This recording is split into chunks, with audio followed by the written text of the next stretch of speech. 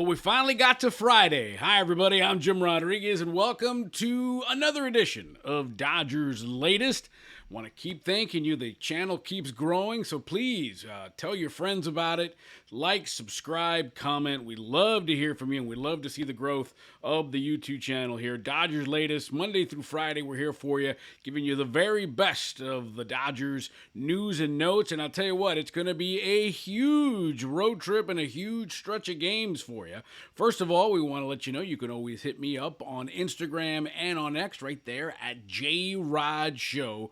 Always have good stuff to talk about. I love to get the banter back and forth with you. And as we talked about, the Dodgers and Mets are renewing acquaintance. Yeah, it's a start of a 6-game road trip for the Dodgers, and they start in Queens, and it's a rematch, of last year's National League Championship Series. Yeah, Dodgers won that series 4-2 en route to winning the World Series. It was the 4th time the Dodgers and Mets have met in the postseason. They've met twice in the Division Series. Mets won both of those. And they've met twice in the National League Championship Series.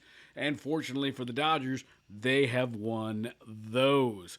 4-2, they won it, and it's an interesting situation now because the Dodgers and Mets come in here. Dodgers 31-19, the Mets 30-20, but a lot more controversy going on with the Mets, and we'll get into that in a little bit. New York right now in second place in the National League East. They're 2 games behind the Phillies.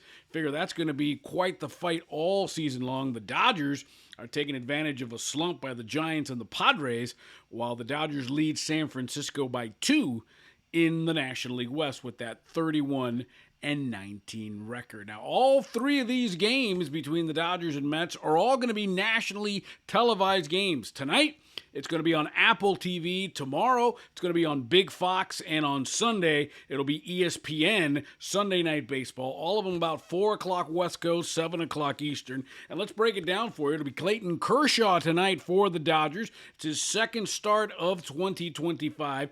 Got kind of banged around against the Angels. Not his best performance. He did get 2 more strikeouts, and he's now 30 away from the magic 3,000. And he'll be going up against a Southern California guy, kid from Mission Viejo. It's Griffin Canning, and Griffin Canning's having a great year. He's 5-1, ERA of 2.47.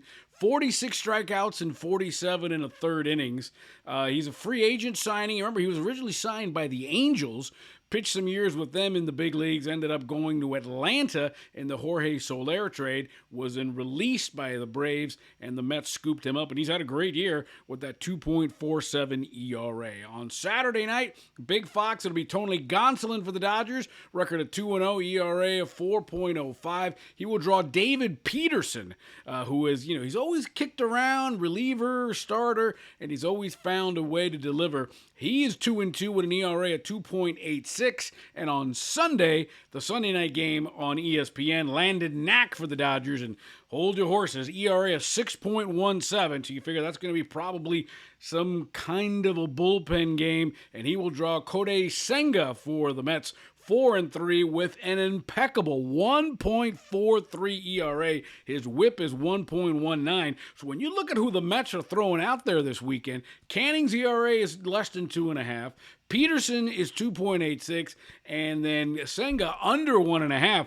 Dodgers are going to have their hands full as they try to take 2 out of 3, win this series before they go to Cleveland Monday, Tuesday, and Wednesday, and then back home next weekend against the Yankees. Now, we talked about Clayton Kershaw.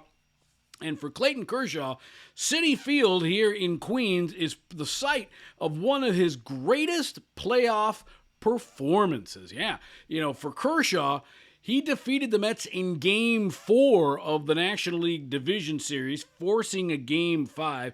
And in that game, Kershaw, 7 innings, 1 earned run, 8 strikeouts and 3 hits.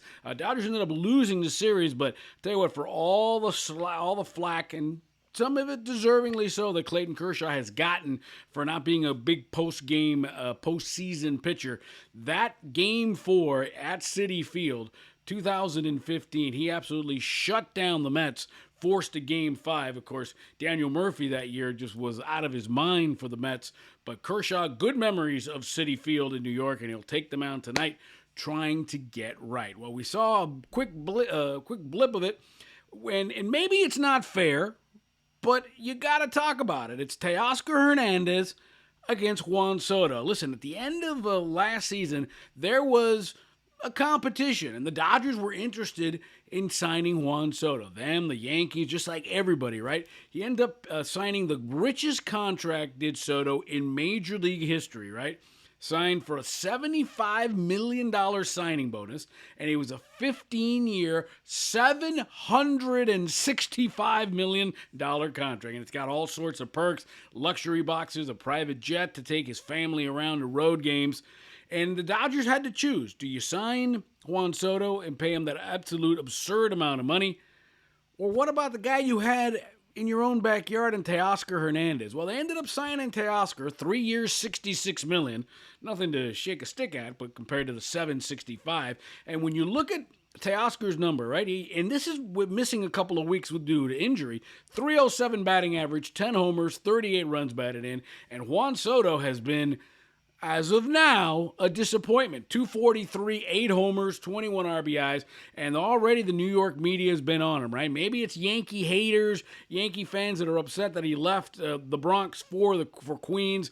There was a misreport that he was using private planes to fly himself and not travel with the team. That's not true, but there's a lot, him not hustling. Carlos Mendoza, the manager of the Mets, said he spoke to Soto about not hustling out ground balls. Again, there are New York people. There are people that can play in New York and the people that can't play in New York. Time will tell how Juan Sodto settles in with the Mets, and we know the Mets have had sort of a bad history of free agents. They've had some great ones, but they've also had some clunkers, and it'll be interesting how the Juan Sodto drama sets up. And this is, by the way, the Mets are 10 games above 500, they're 30-20, in second place. They're in a playoff position right now. But it's never easy in New York. Never easy in the city that never sleeps. And as of right now, Dodgers did, I think, the right thing. That was my call in the offseason. I say, listen, we've got Ohtani. We're spending all this money. Soto would have been amazing, but I think Teoscar Hernandez was the right move, especially with the flexibility that it gave the Dodgers in other things. All right, so Soto versus Teoscar, that'll be an interesting matchup to look at this weekend. And finally, the last situation is, look at the Dodgers record right now. They're 31-19 after 50 games this year. Last year, after 50 games, they actually had a better record. They were 2 games better, 31-17. But what is shocking, this year, the Dodgers, after 50 games, are 2 games up on the Giants. Last year, they were 2 games better, but the Dodgers had an 8-game lead in the National League West. The National League West was not competitive as much last year, even though it put the Padres in the playoffs. This year, we've talked about it, 4 teams in the National League West all have winning records. You could get 4 teams in the playoffs, and then you've got on the complete opposite of it, the Colorado Rockies, who are on their way to having one of the worst seasons ever. I mean, they're 8-42. Think about that. They've lost 42 of their first 50 games. So the Dodgers, after 50 games, were 2 games better last year, bigger in the standings. But so far, and this is a team that, remember, has been devastated with starting pitching, devastated with bullpen injuries, and yet they are still finding themselves at 31-19 atop the heap in the National League West. The only thing that gives you pause, that 31-19, while it is impressive, remember, this team started 8-0. So when you really stop and think about it, 31-19 starting it, that means since that 8-0 start, they're 23-19. You're just peeking their head above 500, but it's a long season. Hopefully the pitching will get right. The offense has been there, and it's going to be a great weekend in Queens. Dodgers and Mets, total playoff preview, and of course, all the national outlets will be there. All the national games will be there. Remember, it's Apple tonight, Big Fox tomorrow, and then it'll be ESPN Sunday Night Baseball for the Dodgers. Then head over to Cleveland, play the Guardians Monday, Tuesday, and Wednesday, off Thursday, and then they take a visit from the New York Yankees. And oh, by the way, this is a stretch for the Dodgers, 29 games in 31 days. Should be an interesting time in Dodger lore. I'm Jim Rodriguez. Remember to hit me up on X and Instagram at JRodShow. Have a great weekend. Let's go Dodgers. And remember, it's always time for Dodger baseball.